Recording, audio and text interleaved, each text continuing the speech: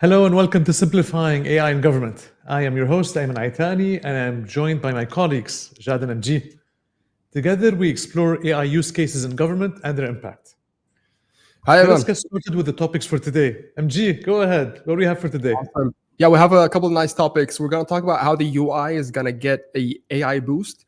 Then we're going to talk about OpenAI's new customer for ChatGPT Enterprise. We're going to move on to Hong Kong releasing new guidelines for Gen AI. And finally, we're going to end on the Energy Department wanting to use AI to speed permitting. So we're going to start with the US getting a boost with AI. So this whole announcement came a couple of days ago, with Copilot being announced that it will be introduced in the US government starting October 2024. So for any listeners who are not familiar with Copilot, it's basically very similar to GPT. It's in fact built using GPT 4.0 and 4.0 Turbo. It's basically, this version is not exactly the same version of Copilot that is available for all of us, because Microsoft wants to roll out a specific version for Copilot that's specific for the requirements and the needs for the US government. So this is the first phase of what they are calling Microsoft Copilot Government Community Cloud, or GCC. So this version of Copilot is tailored for governments for their security needs. We know that they have a lot of confidential information, a lot of sensitive information that they don't want leaked anywhere, and for other requirements that they may have for boosting efficiency, maybe for providing services and others. So during this stage, this version of Copilot will have strong security features, such as web grounding being turned off. What does web grounding being turned off means? It means that this AI that will be getting information won't be getting any information directly from the live web. So this would be prone to accidental leakages for any sensitive information, for any confidential information. And they added a lot of other security measures as well.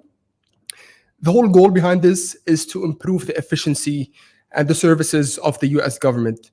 How do they achieve that? By automating some repetitive tasks. They want to get some detailed insights to improve the collaboration with the private sector. And it's set to launch basically in October 2024 in the main apps for Microsoft, which is Word, Excel, PowerPoint, and Outlook. And they're also integrated into Teams with some productivity features like summarizing meetings and so on. So is Microsoft becoming a staple when it comes to government adoption? We know that governments have been working with the Microsoft ecosystem. Does it have an advantage over, let's say, competitors such as Gemini, who have to now even compete further to adopt into these public sectors? Government entities around the world are very pro Microsoft and their products and the usage of cloud, whether it's local cloud or regional cloud. And the Microsoft as an organization spends a lot of time and effort with account managers and their sales efforts. Mhm. So with Microsoft having a government cloud specifically for government entities, it's a way to unlock further revenue for Microsoft, in addition to giving comfort to government entities who want the power of AI without the risks of information leakage, private information from the government being used on the outside, access control issues, data privacy, IS and IT security requirements that they have. And so the connectivity that you mentioned of having that blocked as well, it has its own advantages and disadvantages. I'm curious to see how they will do the rollout for their government cloud. Yeah, so basically what they mentioned is that it's in two phases. The first phase is just implementing it in their basic apps. If this release goes well, they mentioned that they will expand it into other apps like OneNote, like Planner, like OneDrive.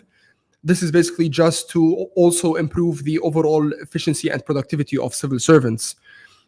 Something else that they hinted at was other use cases in like the health sector, some use cases in like project management, maybe optimizing budgets, but they haven't put a lot of emphasis on that. But do you see any challenges for these civil servants who have to work with Copilot or any other, let's say, AI agent when it comes to boosting productivity and providing these government services?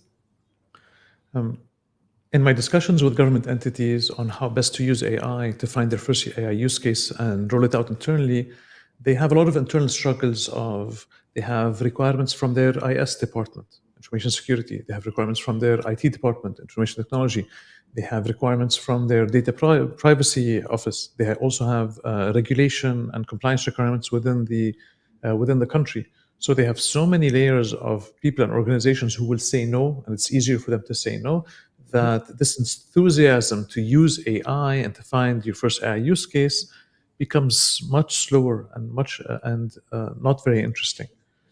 For these government entities to be able to navigate, they need many things on this. First, they need internally that the leaders of the IS and IT and data privacy being open to exploring potential uses of AI without the quick no. But usually, for this to happen, somebody higher than the IS, IT, and data privacy has to say, look, we're rolling out AI, figure it out. So it has to come Yeah. from above. That's one. Second, for the regulation in the country, it depends if the country that you're in is pro AI. That means they have facilitated and relaxed certain requirements, or been, worst case, they've been just clearer about requirements and regulations for data residency, where the data is, the data governance and access controls as well. So I think the next 2 years, a lot of those questions and answers, a lot of those questions will be answered because there's a lot of pressure from many in the government industry to use AI for increased efficiency, because government entities need to be more and more efficient every day. So that added pressure will help unlock different use cases for AI that would require them to spend time with the powers that be in IS, IT, data privacy, and in-country regulation to figure it out. So the answers will be there, will facilitate the rollout of AI. Yeah, exactly that, Ayman. Education does play a major role when it comes to adopting any type of new technology. And especially when it comes to AI, a lot of things are changing very quickly. So being always on the lookout for knowing how to handle these different situations, whether it was a new software, new tool, new whatever to boost efficiency, Copilot is a relatively new tool. However, we've come used to the likes of it, like GPT, for a while now. But I'm curious a bit about how would Gemini, for example, or Claude or Anthropic, like what would they learn from this? Should they? I know that they don't have the huge footprint that Microsoft already has in government. Should they partner with other companies? Like, would they partner with Apple, for example? Although Apple is already partnering with ChatGPT and OpenAI, should they partner with these bigger companies so that they can keep a competitive advantage? For AI tools that are looking to sell to government entities, they need to be able to address the main concerns that these government entities have, which are where is the data located? How can the government entity control who from their teams and departments have access to the data? What of the information can be limited in terms of access to the internet? What is okay to have access to the internet? What visibility and reporting can be provided to that government entity? What are use cases that AI tool can help out of the box to solve many issues or cases that the government entity wants to look at and to address? If an AI tool has answers for a lot of those and can act quickly in terms of deployment, then they do have an advantage to roll out such services. Otherwise, the competition is very big from Microsoft, from Google, from Zoom, and up and coming AI startups, and ChatGPT Enterprise, and Perplexity, and all of them are looking to have revenues to justify the billions of dollars of investment there. Yeah, 100%, Ayman. You mentioned ChatGPT Enterprise. This is a cool segue to our next topic. Jad, can you tell us a bit about OpenAI, what they're doing with their ChatGPT Enterprise customers? Of course, thank you for the intro, MG. But yeah, OpenAI, they got their first customer for GPT Enterprise, which is the US Agency for International Development. And this agency is planning to use the technology for two main items. The first one is the reduction of administrative burden by reducing administrative tasks, increasing productivity of the team, and reducing the time spent on the tasks that takes so much time. And the second main focus behind the use of this technology is making it easier to facilitate partnerships between this agency and local and new organization around them, or other also government agencies. So just a bit of context. Last week, OpenAI, they won the FedRAMP High Authorization as a Service within Microsoft's Azure Government Cloud. And the FedRAMP is the Federal Risk and Authorization Management Program. So for now, ChatGPT Enterprise within Microsoft's Azure Cloud is safe. And that's why OpenAI, as their next step, they are now pursuing moderate accreditation for ChatGPT Enterprise itself. So this will allow their generative AI to be treated differently, to be treated as a safe platform, and to be able to handle safely sensitive federal data for government entities, and also information outside of Microsoft's Azure government cloud. So, Ayman, you mentioned that most government entities are prone to Microsoft products. Now we see that OpenAI is now safe, but it's still within Microsoft's environment. Do you think it will matter for government entities? Do they need to think before making a choice? Do they stick to Copilot? Do they use ChatGPT, since now they have this option? So ChatGPT was able to sign up a federal government entity in the US, USAID, as one of its early customers. And why that's important for both OpenAI, the owners of ChatGPT, and for government entities in the US is that it sets a precedent, because ChatGPT and OpenAI are the poster childs, the superstars in AI. Yet government entities have requirements internally of compliance, security, data.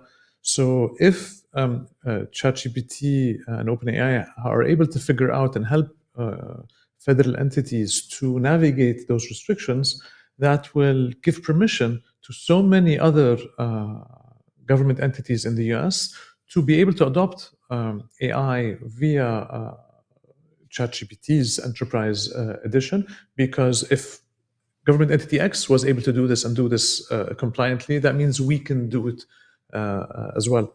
So that precedent can help unlock so many other use cases within the government, the same way ChatGPT Enterprise has been able to unlock many use cases with top-tier universities in the US.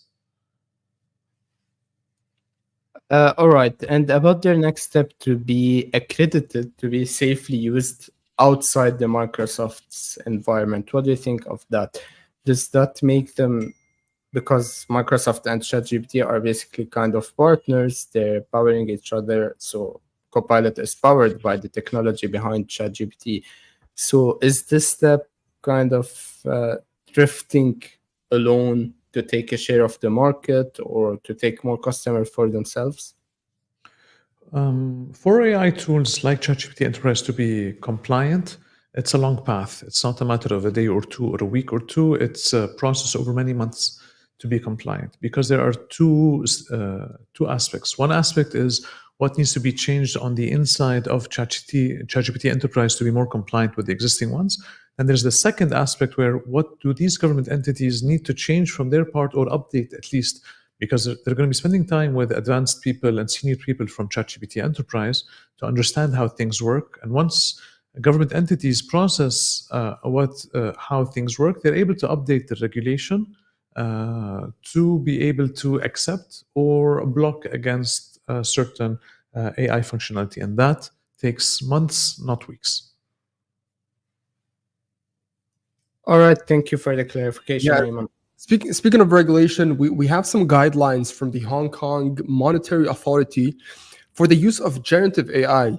So HKMA, for short, the Hong Kong Monetary Authority, has set some guidelines for the use of generative AI, which they say is meant to protect the consumer, especially in the banking sector. We know that the banking sector has a lot of sensitive information, has a lot of confidential information, and this information being potentially leaked or maybe confiscated, hacked, and so on, is definitely something not good. So basically, they have set out some guidelines in 4 different areas. The first one being governance and accountability, which basically says that the institutions that want to apply generative AI in this application or in their services or products are 100% accountable for any potential impact that this might have on the consumer. The second one is fairness. They want all the answers or the responses or whatever it generates to be within the realm of the ethics, within the realm of the objectivity, without any bias towards any side over the other. The third one is transparency, which basically says that these institutions have to be transparent with their customers. They have to tell them, where am I using generative AI and where am I not using generative AI? The consumers or the customers have to know where their information is being actually genuine or it's being like AI created. And the final one is data privacy, which I think is the most important one, which focuses on having the proper measures in place in order to keep the consumer data safe. And we talked about having the banking sector at the core focus of this. So when an official body such as the Hong Kong Monetary Authority sets such guidelines, how strictly enforced are these guidelines? Like, is there room for flexibility? Should we expect all institutions in Hong Kong, and maybe we'll talk about how this can be replicated in other parts, but if we're talking about Hong Kong, would we expect all institutions to comply with these transparency, data privacy concerns or guidelines for generative AI? Just for clarity, these guidelines are for tools and companies who have AI tools and that are servicing the financial sector, right? So it's not for end users. It's that's the Yes. target audience they have, correct? Yes. So this came about when the HKMA did a survey and found out that almost 75% of the authorized institutions in Hong Kong either use AI or are planning to use AI. So they said that this is the best time to put forth these guidelines. So when a regulatory authority comes up with guidelines, whether it's for AI or for fintech or other things, it is setting the expectations for how the tools or company or organization would need to work. And usually they target very specific things like ownership of data, governance of data, user visibility, user accounts and funds, and what is reported on, what's not, what's public, what's private. So usually those are the broad guidelines. This has 2 main applications. One main application is if a tool or an entity or an organization wants to operate within the Hong Kong authority, within the remit of the Hong Kong authority in certain geographies, then they need to be compliant with these guidelines. So they need to make sure that their tech is compliant with the guidelines. That means they need to have the people in place in terms of policy and monitoring and compliance and reporting in order to be able to be compliant with the guidelines and the regulations, for either to remain licensed if they're already licensed, or if they want to apply for a new license, they have to show that they comply with those guidelines. The second large application for this would be because the Hong Kong authority is one of the early authorities that is setting AI guidelines for on a government level globally. This can set the blueprint for other government entities globally in order to use that as a basis for their own internal AI regulation in their own countries, and for other companies who want to follow the path of compliance. They'll be able to have guidelines that are backed by a government for them to follow. Yeah, 100%, Amen. And in your opinion, based on these 4 key areas like accountability, transparency, data privacy, and fairness, which would you think matters most to the consumer? We know that us as consumers, we just sign I've read the terms of service and agree. We agree to the terms of service. Like, are these just to say that, hey, we have some regulations to basically save your asses in case of any trouble, or do consumers actually care about this?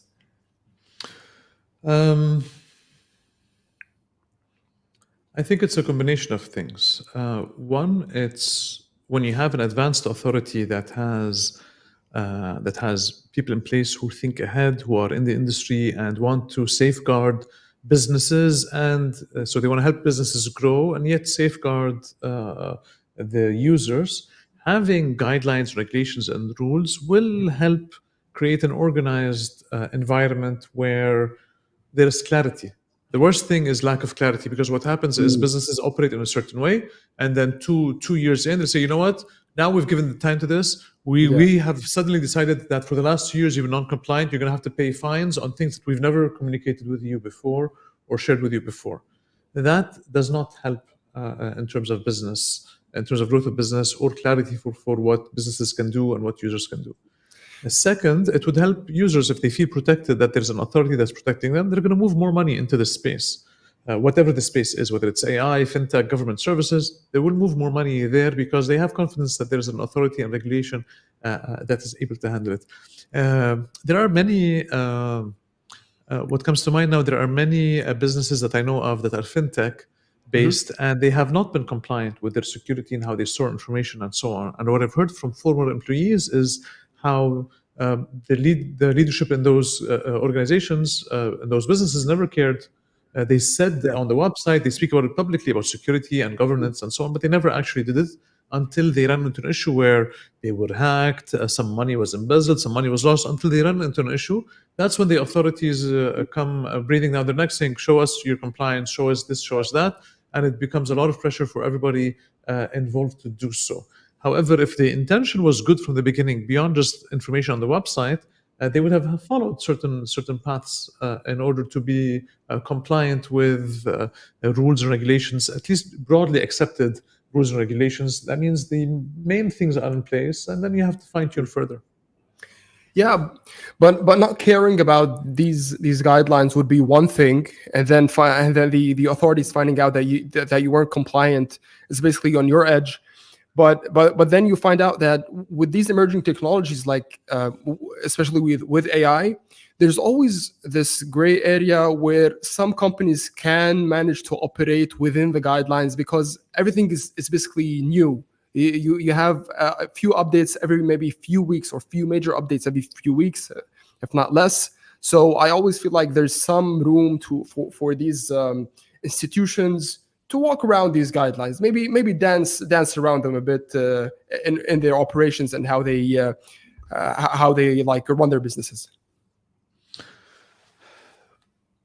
Broadly, you need to have tools, people, and process in place in order to be compliant. So you have people who are in charge of looking at user data, looking at regulation compliance in the country, looking at clarity in finance and billing.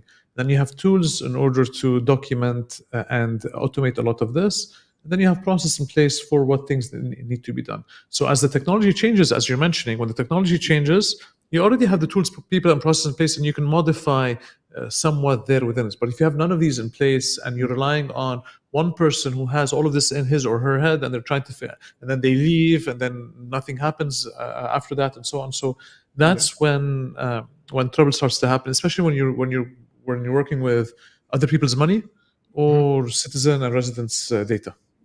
Yeah, it's always better to have some base, and then you can build on that.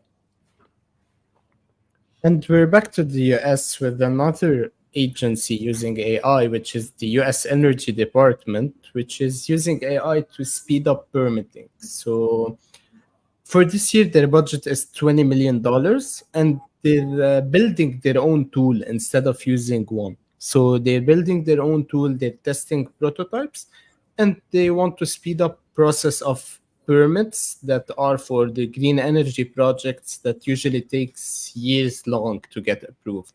So the main hope behind this initiative is that AI drives better outcomes and faster decisions so that clean energy infrastructures can be built more quickly.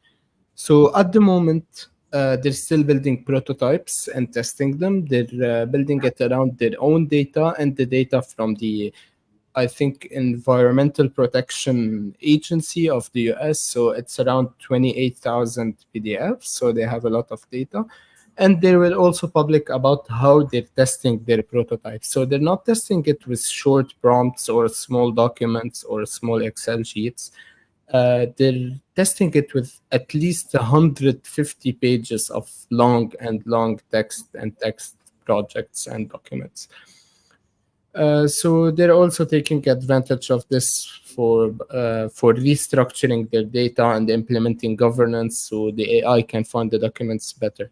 So Ayman, my question here, or MG, why opt for developing your own AI tool for $20 million instead of using one of the already established huge companies that we have at the moment?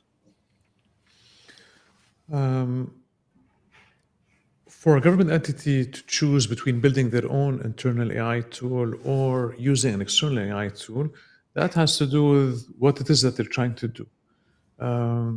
Usually, so one middle ground way to do this would be to build on your own. If they're interested in building on their own, instead of recreating the large language model, the AI model, which is expensive and difficult to recreate, they would be able to use existing solutions like open source models that they can use, or licensed AI models that they can use. So the investment will be to build their own flow, because in a lot of these government entities, they have different departments and different approvals. They have integrations that they have to do with other government entities for certain permits and validating certain information and so on. So a lot of that is custom work before the AI tool can actually do its role.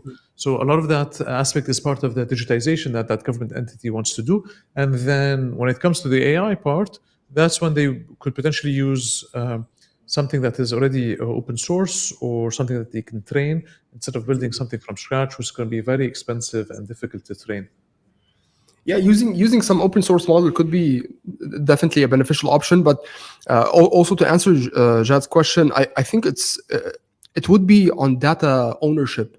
Like, these large companies are competing all to get behind data, and data is what drives these large language models. So Ayman did mention that it is highly costly to run and operate these large language models. You need a lot of computing power. But if you can have something open source, if you can use something, maybe not to have it locally built in your organization, you'd be losing out on maybe the data ownership, if that's your main goal for this. All right. Thank you, MG. Thank you, Ayman. All right. So that's it from our side from today. We are live every Thursday at 5 p.m. Dubai time on LinkedIn, X, and YouTube. Thank you for joining us, and see you next week.